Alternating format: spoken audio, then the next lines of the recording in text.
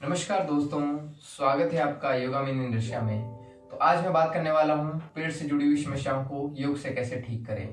तो काफी सारे योगासन हैं जिनको अगर आप नियमित रूप से करेंगे तो जो पेट से जुड़ी हुई समस्या होती है, कब्ज, अपच और इनडाइजेशन, इन समस्याओं को आप पूरी तरह से दूर कर सकते हैं।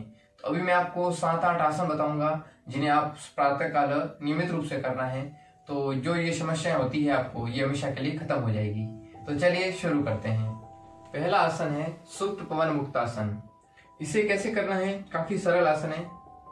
सबसे पहले जमीन के समांतर लेट जाएं, पीठ के बल इस तरीके से, और हथेलियां जमीन को छूती हुई। फिर श्वास छोड़ेंगे और अपने दाहिने घुटने को मोड़कर छाती से लगाएंगे।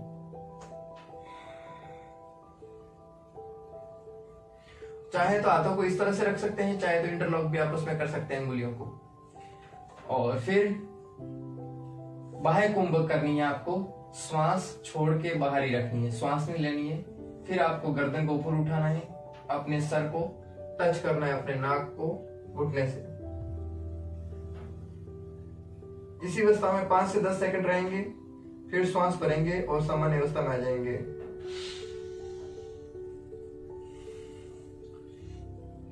यही क्रिया अपन बाएं पैर से दोहराएंगे। बाएं घुटने को मोड़ेंगे, श्वास बाहर छोड़ेंगे, अपनी नाक को घुटने से टच करेंगे, कुछ देर के लिए होल्ड करेंगे और फिर सामान्य अवस्था में आ जाएंगे और श्वास भरेंगे।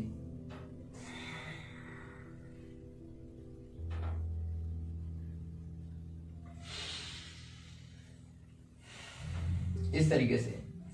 जब हम दाहिने पैर से करते हैं इसे दक्षिण पवन मुक्तासन कहते हैं, और जब इसे बाएं पैर से करते हैं तो इसे वाम पवन मुक्तासन कहते हैं। इसे अब दोनों पैर से करेंगे। श्वास छोड़ेंगे और दोनों घुटनों को मोड़ेंगे और अपने नाक से टच करेंगे या फिर अपनी ठुड्डी से लगा लेंगे इस तरीके से।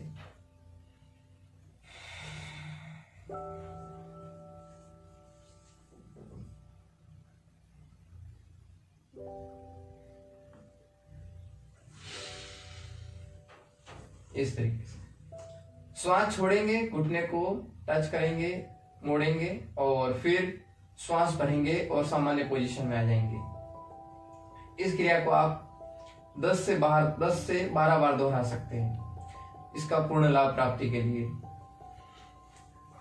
चलिए अब दूसरा योगासन बताते हैं। दूसरा आसन है उत्तान पादासन। यह ध्रुव के पिता उत्तान पाद को समर्पित है। तो इस आसन को कैसे करना है? सबसे पहले वही जमीन के समांतर लेट जाएं, पीठ के बल इस तरीके से। और फिर क्या करेंगे?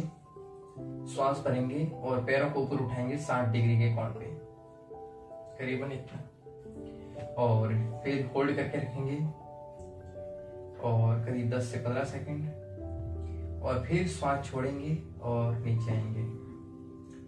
कई जो योगा टीचर है वो अलग तरीके से भी कराते हैं, जिसमें श्वास रोकेंगे, पैरों को उठाते समय श्वास रोक कर रखेंगे, 60 डिग्री पे रखेंगे और फिर सामान्य श्वसन क्रिया, और फिर श्वास को छोड़ेंगे और नीचे लाएंगे।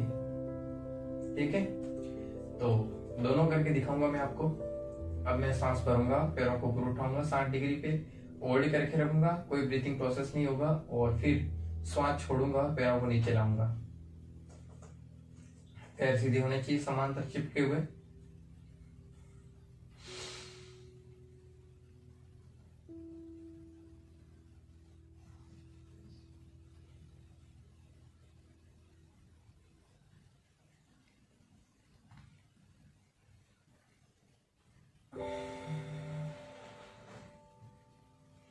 श्वास भरी, होल्ड करके रखी और फिर 5-10 सेकंड के लिए, और फिर श्वास छोड़ी, नीचे आए। अब दूसरा जो काफी सारे योगा टीचर्स कराते हैं, दोनों ही सही है, दोनों के अपने अपने मायने हैं।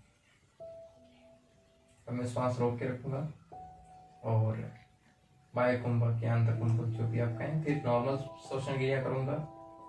इसमें ज्यादा टिक सकते हैं आप 1 मिनट तक आराम से, क्योंकि श्वसन क्रिया नॉर्मल चलती है। और फिर श्वास छोड़ेंगे, नीचे आएंगे।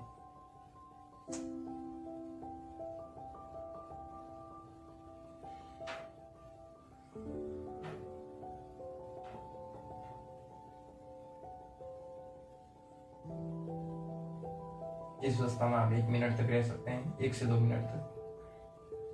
श्वास छोड़ेंगे और आप नीचे आएंगे। तो यह है उत्तान पादासन। तीसरा आसन है वज्रासन।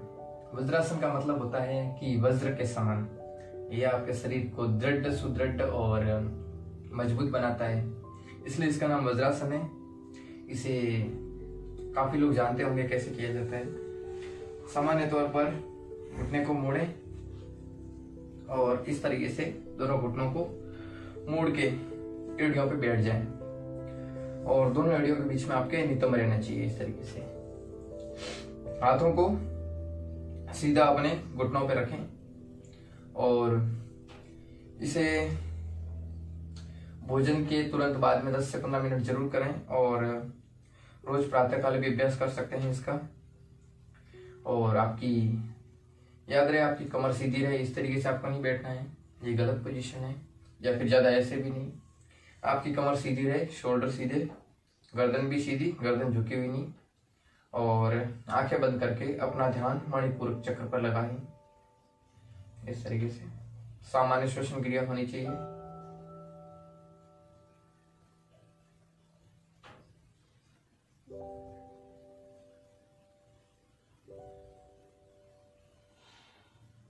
इस तरीके से मैं अब नहीं कर सकता, अब 2 मिनट करूंगा, आप बोर हो जाएंगे वीडियो में, तो मैं थोड़ा थोड़ा करके दिखा रहा हूँ। आपको अच्छे से करना है, नहीं जहाँ भी अच्छे स्वच्छ कमरे में बैठ जाए, हवा का आदान प्रदान अच्छा हो वहां पे।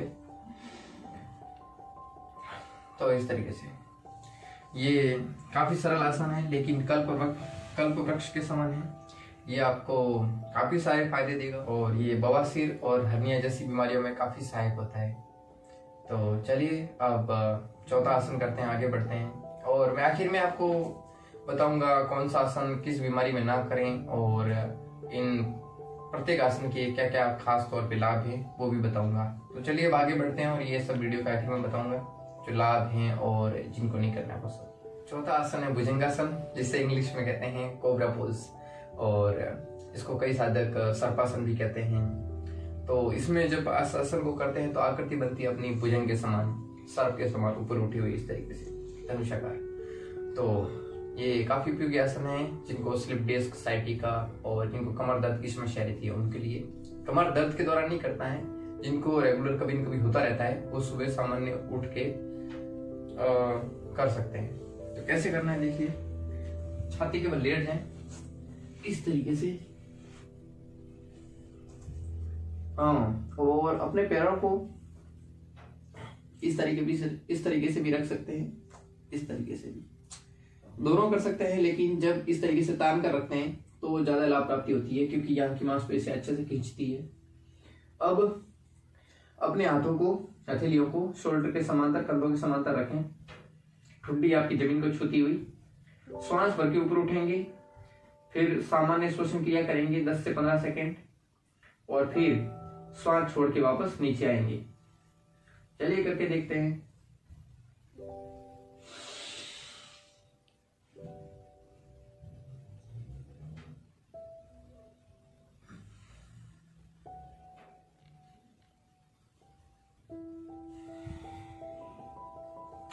ज्यादा हथेलियों पे ज्यादा दबाव नहीं डालना है, छाती को बाहर की तरफ निकालना है, इस तरीके से पुश करना है बाहर की तरफ, और कमर को जितना हो सके बेंड करना है। और सावधानियां हैं ये है कि जिनको एक्सट्रीम कमर में दर्द होता है और जिनका भी सर्जरी ऑपरेशन हुआ है स्लिप डिस्क का या इस तरह की, उनको नहीं करना है, और उनको अगर करना है तो डॉक्टर की सलाह के अनुसार करें। पांचवा आसन है मंडूक आसन। मंडूक का अर्थ होता है मेंढक, क्योंकि इस आसन को करते समय जो हमारी आकृति बनती है वो मेंढक के समान होती है। तो काफी सरल आसन है। इसके लिए सबसे पहले वज्रासन में बैठ जाएं इस तरीके से। फिर क्या करेंगे, दोनों हथेलियों को, मुट्ठियों को इस तरह से मुट्ठी बनाएंगे और अपने नाभि के दोनों ओर लगाएंगे इसको, ठीक है। श्वास को बाहर की तरफ छोड़ेंगे और नीचे झुक जाएंगे और गर्दन को सीधी रखेंगे।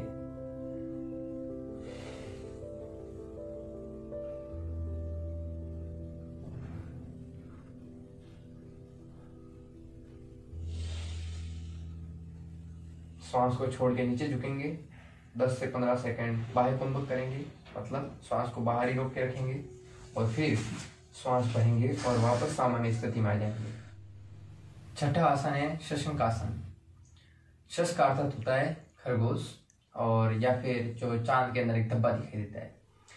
तो काफी सरल आसन है, इसको भी इसके लिए सबसे पहले वज्रासन की स्थिति में बैठ जाएं, थोड़ा मैट से, आपकी जो योगा मैट है उससे थोड़ा सा दूर, और फिर क्या करेंगे, अपने हाथों को और सिर को ऊपर की तरफ उठाएंगे सांस भर के, फिर सांस छोड़ते हुए नीचे जाएंगे, जमीन से टिका देंगे शरीर को, और उसी अवस्था में बाह्य कुंभक करते हुए कुछ देर रुकेंगे, कुछ देर रुकेंगे और फिर सांस भर के वापस ऊपर उठेंगे। इस क्रिया को आप करीब 7 से 10 बार दोहरा सकते हैं। तो कैसे करना है,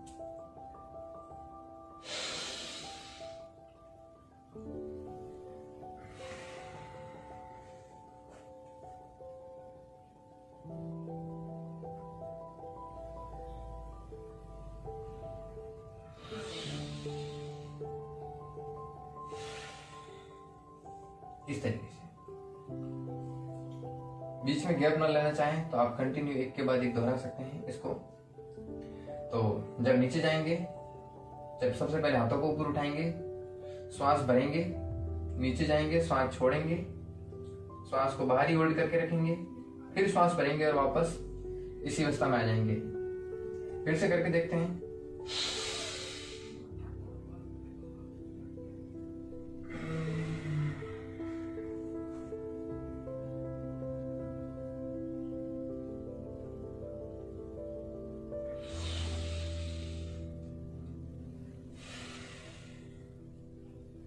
इस तरीके से। सातवां आसन है वक्रासन, इसे मरीचासन भी कहते हैं। इसके लिए आप सबसे पहले दंडासन की स्थिति में बैठ जाएं, दोनों पैर समांतर सीधे सटे हुए, कमर सीधी, फिर अपने दाहिने घुटने को मोड़ के बाएं घुटने के पास में सटा लें इस तरीके से, और अपने शरीर को, छाती को दाहिनी ओर घुमाएं, और अपने बाएं हाथ से दाहिने पैर के अंगूठे को पकड़ लें, और अपना जो दाहिना हाथ है उसको सीधा ऐसे जमीन के समांतर रख दें। कमर सीधी रहे आपकी। ज्यादा परेशान हो रहे हैं तो ना करें पर एक तरीके से हो सकता है आप इस तरीके से इस पोजीशन में बैठ सकते हैं शुरुआत में, फिर धीरे धीरे आपकी अभ्यास हो जाएगा तो आप इस तरह से बैठ जाएं और नॉर्मल श्वास प्रवास करते रहें। और फिर यही क्रिया दूसरे पैर से दोहराएंगे। बाएं पैर के घुटने को मोड़ेंगे और दाएं घुटने के साथ में रख लेंगे, अपने बाएं हाथ को सीधा रखेंगे और दाहिने हाथ से बाएं पैर के अंगूठे को पकड़ेंगे इस तरीके से, और इस तरीके से कमर सीधी रहे इस दौरान, और बैठ जाएंगे।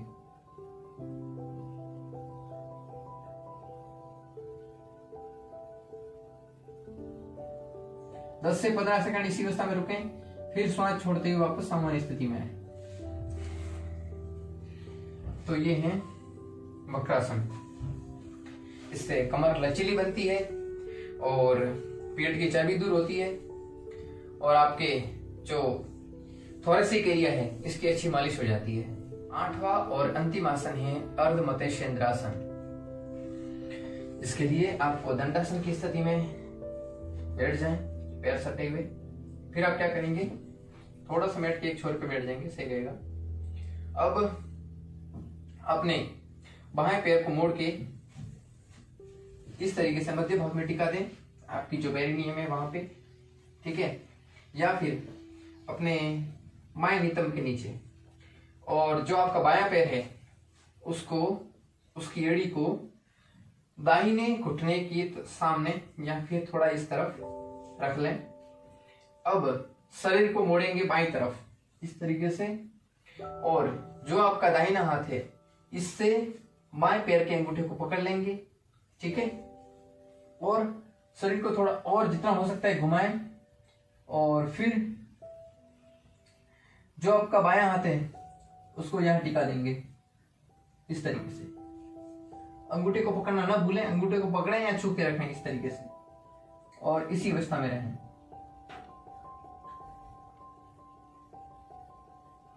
जब इस अवस्था में आते हैं तो श्वास बाहर छोड़ें और फिर बाह्य कंपक करें। इस पोज के दौरान आपको श्वास बाहर छोड़ के रखनी है और 5 से 10 सेकंड इसी अवस्था में रहें और फिर सामान्य स्थिति में आते वक्त श्वास को लेंगे इस तरीके से। फिर से मैं एक बार दोहराऊंगा विपरीत तरीके से।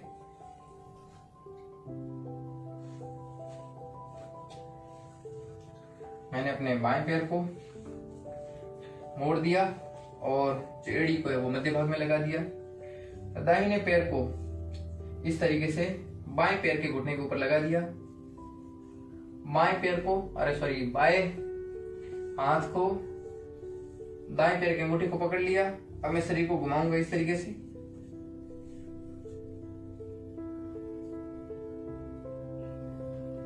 मैं बोल रहा हूं लेकिन आपको श्वास क्रम के साथ करना है। जब इस पोजीशन में आते हैं आप तो श्वास छोड़नी है और बाहर ही होल्ड करके रखनी है, और जब इस आसन से सामान्य अवस्था में आते हैं तो सांस भरनी है इस तरीके से। तो अब मैं बताऊंगा आपको कौन कौन से आसन में क्या क्या सावधानियां रखनी है और कौन कौन से आसन आपको किस किस बीमारी में नहीं करने हैं और सभी आसनों के क्या क्या लाभ हैं।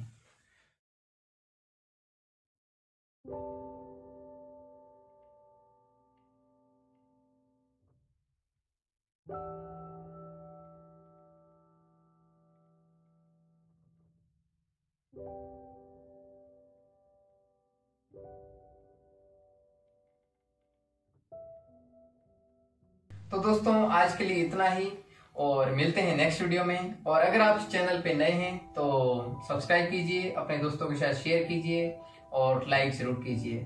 धन्यवाद दोस्तों।